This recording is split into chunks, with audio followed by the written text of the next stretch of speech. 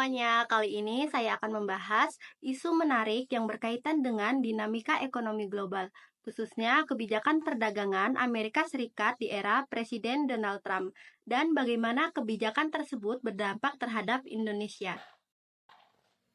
Seperti yang kita ketahui, pemerintahan Trump sangat gencar menerapkan kebijakan proteksionisme yang dikenal dengan istilah American First.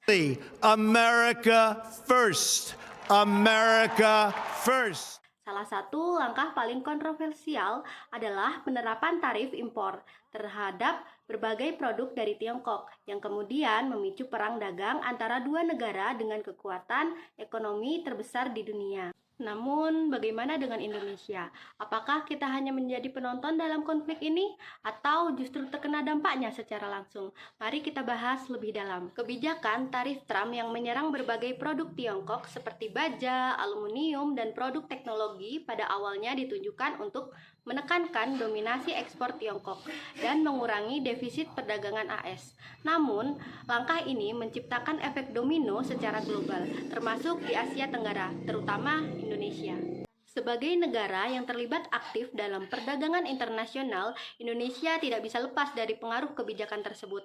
Meskipun Indonesia bukan target langsung dari tarif Trump, dampaknya tetap terasa, baik secara positif maupun negatif. Dampak negatifnya, ekspor Indonesia mengalami tekanan, terutama karena terjadi pelambatan ekonomi global akibat perang dagang ini. Banyak pelaku usaha mengalami ketidakpastian pasar, yang pada akhirnya mempengaruhi iklim investasi dan stabilitas harga komoditas.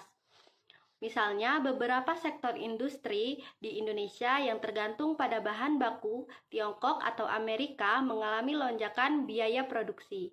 Namun, di sisi lain terdapat pula dampak positif yang bisa dilihat sebagai peluang, karena banyak perusahaan internasional ingin menghindari tarif tinggi antara AS dan Tiongkok. Mereka mulai mencari alternatif lokasi produksi dan mitra dagang, dan Indonesia menjadi salah satu negara tujuan potensial. Ini memberikan peluang bagi Indonesia untuk meningkatkan ekspor ke AS dengan produk-produk yang sebelumnya didominasi oleh Tiongkok. Meski demikian, perlu diakui bahwa respon kebijakan kita masih memiliki banyak tantangan. Proses birokrasi yang lambat, ketergantungan pada ekspor komoditas mentah, serta kurangnya infrastruktur pendukung industri menjadi hambatan yang harus segera diatasi agar Indonesia benar-benar bisa mengambil keuntungan dari ketegangan dagang global ini.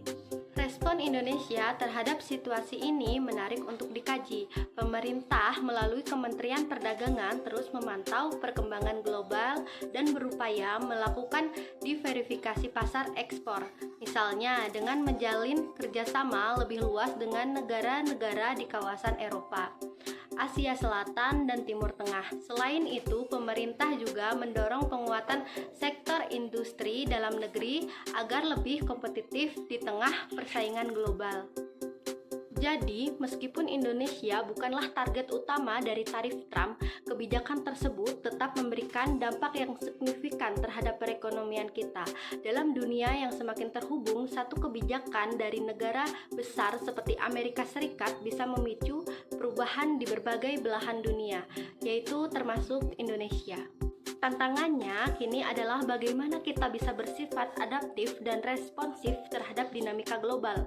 Kebijakan luar negeri dan perdagangan harus diarahkan untuk memperkuat posisi Indonesia, tidak hanya sebagai pasar, tetapi juga sebagai pemain penting dalam rantai pasok global. Semoga pembahasan kali ini memberikan gambaran yang lebih jelas dan membuka perspektif baru bagi kita semua. Terima kasih sudah mendengarkan.